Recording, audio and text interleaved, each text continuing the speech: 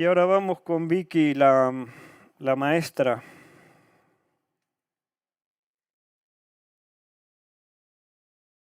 Esta mujer, como conté antes, que había gente que no estaba aquí, Vicky Subirana se llama, más conocida por Vicky Sherpa, porque se casó con un nepalí de la etnia Sherpa, por eso adquiere el apellido, el nombre de la etnia, ¿no? Se casó por una cuestión de necesidad, porque si no la echaban del país.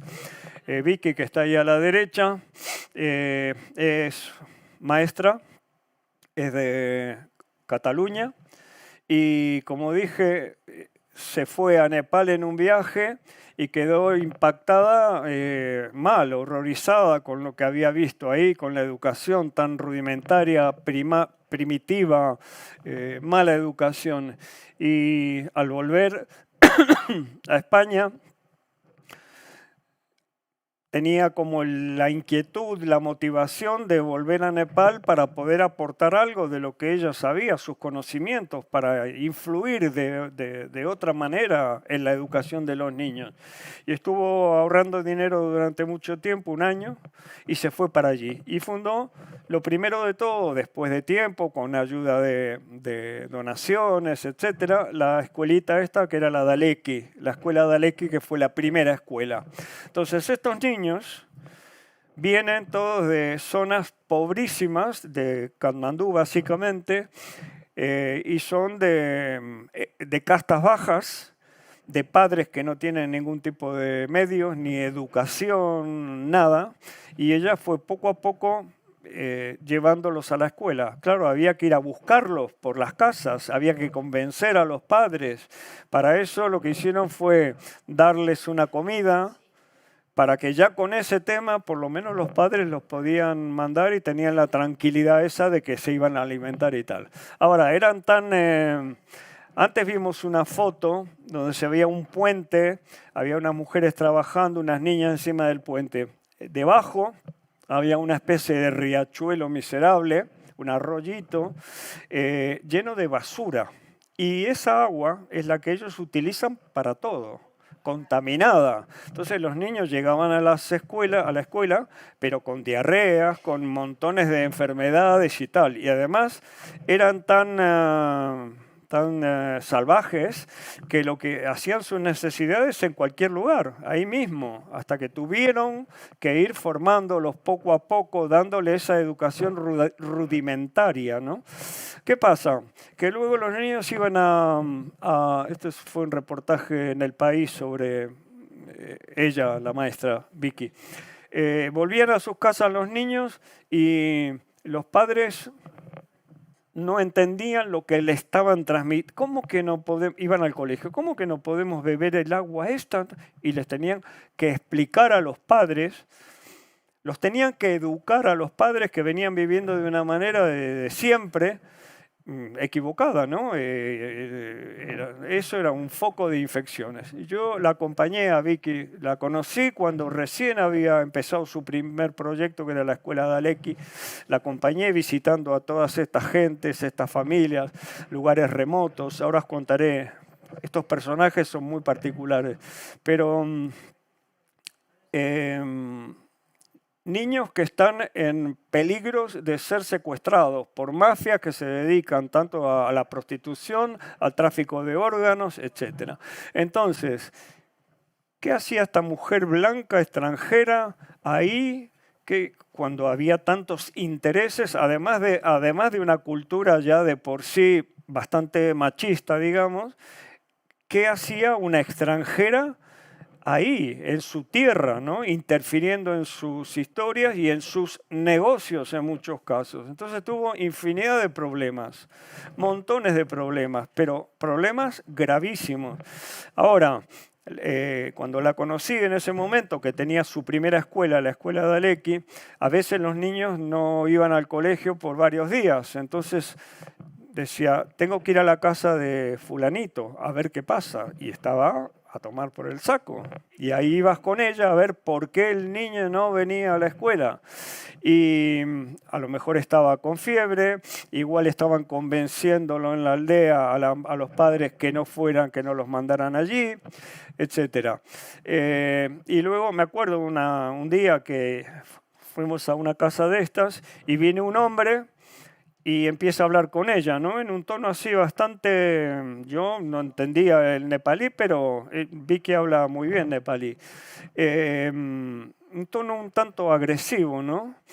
Y luego, después de un buen rato, nos vamos y le digo, ¿qué ha pasado aquí? Y me empezó a preguntar de todo, qué estoy haciendo ahí, qué por qué, qué no sé cuánto, esto.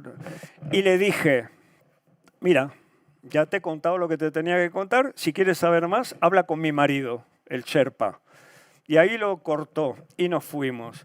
Pero, ¿quién era este hombre? ¿Qué intereses tenía? A lo mejor eran de estos precisamente que no quieren que te metas en su vida o que explotan a los niños de otras maneras, ¿no? Este es el final, una fiesta, una transformación, ¿no? De cómo los niños estos que venían de esa miseria, digamos, de repente estaban actuando hasta para sus propios padres, ¿no? Pero hay cosas ahí que se han pasado y que estaría bien poder hablar de ellas. Sí. No, era un matrimonio real, real. Esto es aquí en Madrid, en Torrelodones o por ahí. Vino a un colegio donde había adolescentes con problemas y estaban celebrando una fiesta muy hindú, que es el Holi, de colores, que se echan polvos de colores, y etcétera, ¿no? Ella creó un programa que se llama algo así como la pedagogía transformadora. Empezó con el sistema Montessori, que es un sistema de educación que en su momento fue como revolucionario, etcétera, y fue desarrollando su propio método. Entonces, empezó con la escuela de Alequi, la pequeña, luego crearon otra, la Escuela Cataluña. A todo esto tenían una fundación, había gente en España y en otros lados aportando dinero, haciendo donaciones, había un patronato, etcétera, etcétera. Y con un convenio que hubo con una universidad de Cataluña, este es el arroyo, el agua donde vivían ellos y tal. Con un convenio con una universidad de Cataluña, hicieron ese convenio para formar profesores, porque los profesores eran tan malos que tenían que formarlos. ¿Qué pasaba? Que después de darle formación muchas veces, estos se iban a otros lados porque eran muy requeridos, ¿no? Entonces, los problemas que tuvo ella en su momento es que hubo ahí una cuestión de una corrupción brutal por parte de la policía, del gobierno, de algunos miembros de la misma fundación. Estaban por construir una tercera escuela. Ese dinero no llegó nunca, se lo confiscaron, desapareció. A ella le dieron una paliza brutal, brutal, que casi la matan. A ella y a otra gente de la escuela. Estuvo 12 días en un hospital, pero destrozada. Y destrozaron las escuelas, las destrozaron totalmente, le pegaron a niños, etc. Un tema terrible. Ella ya se fue de Nepal. Se fue porque no podía estar ya más. Estuvo cerca de 30 años allí. Ahí está con los profesores. 30 años. Y en estos días está viviendo en Tailandia. Ella tiene un hijo que es hijo de su marido Sherpa, ya son mayores, y una hija que está adoptada, que es una niña de las montañas. Y están viviendo en Tailandia desde hace ya unos años. Entonces le pregunté cómo iba a dar esta charla y hablar de ella, cómo está tu situación con respecto a Nepal. Entonces me escribió un pequeño mensaje que os lo voy a leer textualmente. Hoy mismo lo he recibido.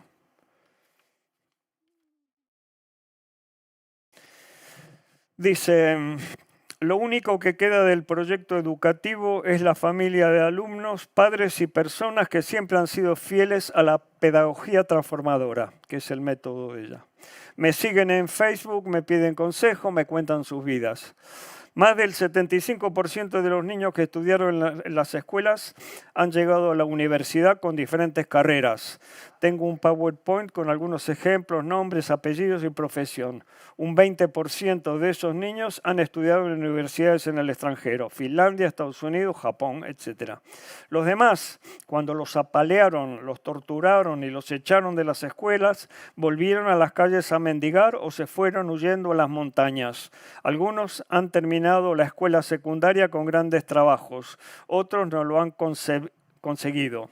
Se puede ver en el documental Katmandú, la caja oscura, que yo la estuve buscando y no lo encontré, pero sí la vi en inglés en YouTube y tengo el nombre aquí en inglés si a alguien le interesa. Aquí en Tailandia, la pedagogía transformadora está teniendo muchísimo éxito. Ya era hora de que por fin recogiera los frutos después de tantos años. Y le habían hecho ofertas para implementar este sistema también en Pakistán, en Argentina, en algunos países. Y ahora parece que en Tailandia es donde está funcionando. Este niño era de las montañas, Rupesh. Y estaba viviendo en casa de esta señora, haciendo las labores de la casa, se levantaba a las 5 de la mañana, trabajaba en la casa, se iba al colegio, entraba a las 9, estaba prácticamente todo el día, volvía a la casa, seguía haciendo tareas y a las 11 de la noche se iba a dormir. Ese era el intercambio que había logrado esta señora con los padres del niño, tenerlo ahí como un sirviente. Y esto están despiojándolos. Una de las tantas cosas que comentaba. Había otro niño por ahí que se llamaba Shiva, que era un niño autista, ciego, tenía montones de problemas y ella lo encontró en una de esas casitas, estaba atado a un poste dentro de la casa. Esto es un microcrédito, una máquina de coser, luego se ve unos pollos. Este es el padre de este niño autista, Shiva es el niño. Un microcrédito para criar pollos y venderlos, etc. Shiva, que tenía estos problemas, que nació así, de esta manera, estaba relegado del mundo, estaba atado a un palo dentro de una casa y por cuestiones de superstición, de vergüenza, de que era un castigo de los dioses y tal, lo tenían apartado. Y ya lo descubrió y lo incorporó a la escuela. Entonces, en esta fiesta de fin de curso, él está tocando un instrumento de música. Y claro, los padres alucinaban, no tenían ni idea de que este inútil tenía esas capacidades, ¿no? Y bueno, es algo para mí fundamental que además no solo en estas zonas, en otros países, en otras zonas del mundo he visto lo que es la educación, la importancia, lo trascendental de la educación, que nosotros lo tenemos y lo tenemos gratis y de calidad y muchas veces no lo valoramos. Y hay zonas donde la gente no tiene acceso a aprender ni siquiera a hablar bien, ¿no? Bueno, ya vamos a ir terminando.